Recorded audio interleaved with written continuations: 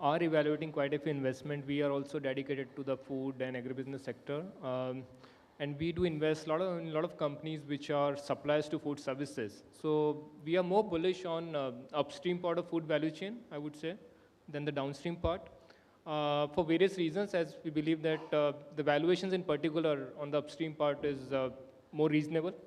And with the current volatility, we are finding some good deals at reasonable entry valuations. If you look at top down, of course, I think the market opportunity is huge. And any market which is getting consolidated, there is bound to be too many concepts, for sure. The question is not much about the variety of concepts, but what is the ability of the entrepreneur to execute those concepts.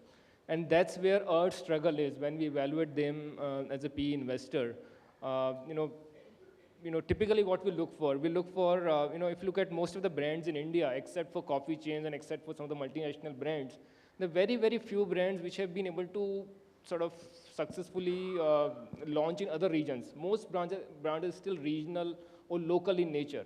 So what we see as of now, it's more of a penetration game. You can penetrate a particular concept or a particular market, but when it comes to pan-India approach, I would say there are still very, very few, even in this crowded market, who can do it successfully.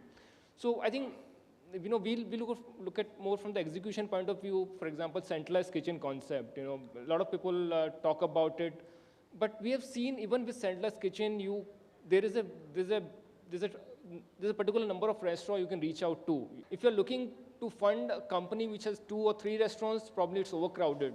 If you're looking for formats which are like 30, 40 restaurants, the number goes down drastically. So I think that's where the challenge is. The investment that we have evaluated in the past, most brands are looking to become multi-format. But what we like definitely is home delivery component. What we have seen, the formats which are more profitable usually have a good home delivery component. So we typically evaluate that particular aspect. No, I think it's important because the Indian brand typically evolves the concept keeping Indian consumer in mind. Even if you look at Domino's or a McDonald's, they spent a lot of time and effort in coming up products which were suited for Indian palate. So even if you're getting a regional brand or a well-established brand from outside, you have to have that customization done anyway. When you are doing it for homegrown brand, you have a much better chance of striking the deal because you have much more bargaining power or negotiating the terms which are favorable to fund. Yeah, I think key in franchising is to understand whether the brand has reached that inflection point where it can franchise. I think, and there are a lot of entrepreneurs sitting in the audience, I think it's very important to get your format right. Whether it's cuisine or your locations or your standard operating procedures or your centralized kitchen. Before you get into franchising is always lucrative in terms of growing the brand at a quick pace, but probably you need to spend maybe a year or a couple of years with first 2 or 3 restaurants or whatever number that be. So I think we like models which have been very patient with their own outlets, which have committed enough number of errors or mistakes with their own outlets before they went to a stage where they're more confident of franchising. I think that's very important. For an entrepreneur to look at the supply chain aspect, getting the back end right is key. And we talk about Domino's, we talk about McDonald's, but look at the amount of time they've spent building the back end. McDonald's spent, I think, more than 5 years before they opened their first store in '96 to build their back end, spending almost $100 million.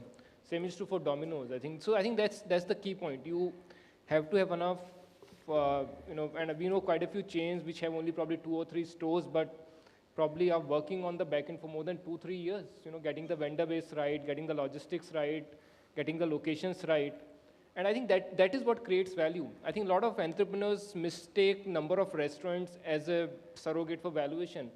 But for a fund like us, and I'm sure for other funds also, key is how much time, effort has already gone in building that back end which can help scale the restaurant chain. I would suggest look at unit economics very closely. Make sure that each store is profitable. If it's not making profit in the first year, close it. And make sure that it shouldn't be in a situation where like 60-70% of your restaurants are subsidizing or making up for balance 30%. That way you can't make money as a chain. I would like to add by saying that make sure you build a solid management team as you grow. I'm not saying day one. as you grow and scale the business up, this will be your biggest challenge and your biggest asset when you raise money from large investors.